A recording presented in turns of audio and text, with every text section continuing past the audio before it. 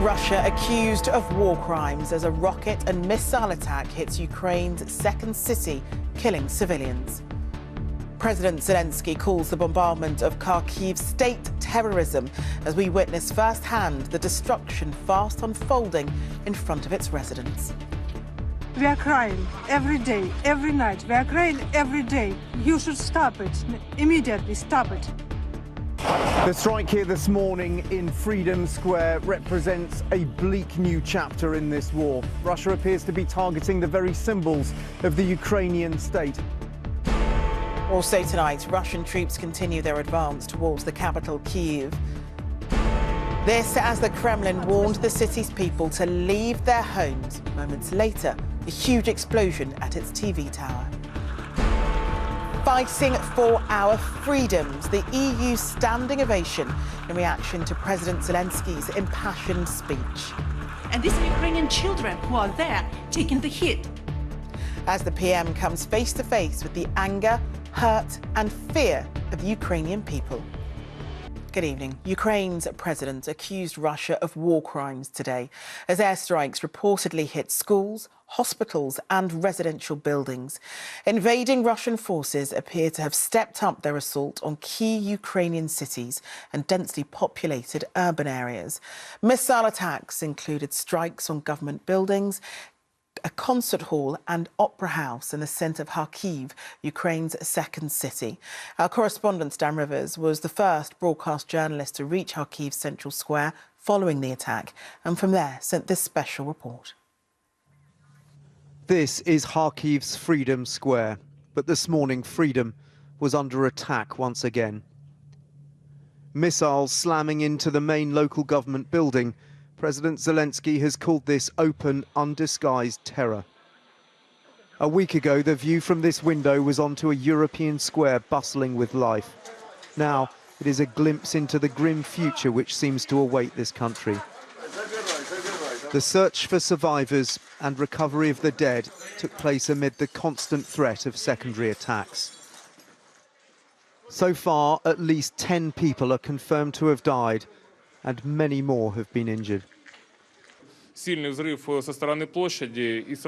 was a strong explosion from the square that blew off all the glass. Everyone who was near window was seriously hurt. I was okay. We were all heading downstairs to the basement when second missile came and hit the roof. We arrived 4 hours after the attack, which has shattered the very heart of this city. The aftermath still painfully fresh. All around reminders of the terrible human cost. The occupants of this car must have been driving past just as the missiles fell.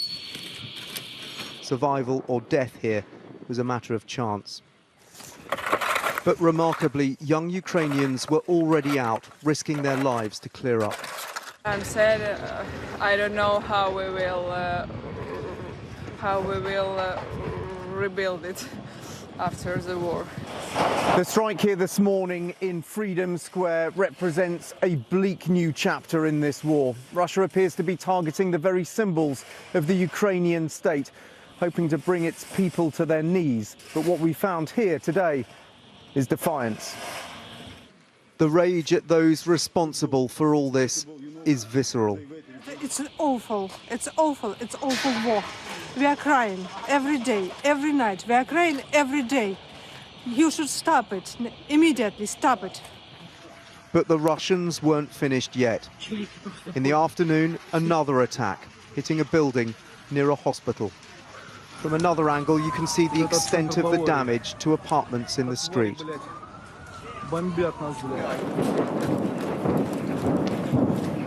Amid the sound of more rockets, we ventured into another of the city's hospitals. Inside, we found the basement is now a bomb shelter for children bewildered by how their lives have suddenly been upended. In the ward upstairs, just some of those injured so far in Kharkiv. After such a day of appalling bloodshed, you might expect the people here to be cowed. But if anything, their spirit appears galvanized against President Putin's aggression. Ukraine says 136 civilians have been killed in the war so far, 26 of them children. And the pictures and names of some of the victims are beginning to emerge. Polina was a 10-year-old schoolgirl. It's thought she was shot dead by Russian soldiers as she travelled in a car in Kyiv with her family. Her parents were also killed. Polina's brother, Semyon, and sister Sofia are in a critical condition in hospital. 20-year-old Indian medical student Naveen Ganagodva was killed in Kyiv this morning. Naveen was queuing for food outside a grocery store when he was hit by the heavy shelling of the city. And we have mother of two, Sasha Poleshchuk. Her 12-year-old son desperately tried to save her when their home in Kherson was shelled by the Russians. She was dead when he pulled her from the rubble. Well, the rising number of civilian victims follows an increase in Russian air attacks on densely populated urban areas. And there was an ominous warning tonight from the Russian Defence Ministry for residents in Kyiv to leave their homes ahead of fresh airstrikes. As we saw in Dan's report, there's been intense shelling and missile attacks on Kharkiv, and a long convoy of Russian troops has been spotted slowly approaching the capital. Our Europe editor James Mates is in Kyiv tonight, where fresh strikes have already begun. The Russians warned this afternoon communication hubs in Kyiv city centre are now to be targeted. Within 2 hours, this was an attack on one of the city's TV towers. Seen from another angle as the second missile hits. Until now, central Kyiv had been largely spared. As in Kharkiv, though, there has clearly been a change of policy. Yesterday's missile strike on an apartment block and the apparent use of cluster munitions seen in this attack led the Ukrainian President Zelensky to use a speech to the European Parliament to accuse Russia of war crimes. Yesterday, 16 children were killed. Again and again, President Putin is going to say that is some kind of operation and we are hitting a military infrastructure. Where are our children? What kind of military factories do they work at? The official translator struggled to keep the tears out of his voice. We are fighting just for our land and for our freedom. The response from those listening, a standing ovation.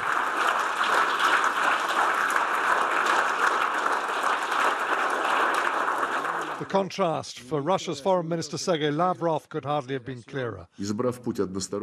As he spoke by video linked to a European human rights conference, most of his audience simply walked out. In the suburbs of Kiev lies the evidence of fierce ongoing battles, the carcasses of military columns still lining many roads. There's no way of keeping count, but both sides have suffered horrible losses. This video has emerged from the first day of fighting. Ukrainian soldiers using handheld anti-aircraft weapons against helicopters. Fatally underestimating their enemy, one of the helicopters is hit. Yes! Yes! And is then seen to crash in flames into the Dnieper River. Whether the huge convoy seen in satellite photos snaking its way towards Kiev is making the same mistake may become clear in the next few days.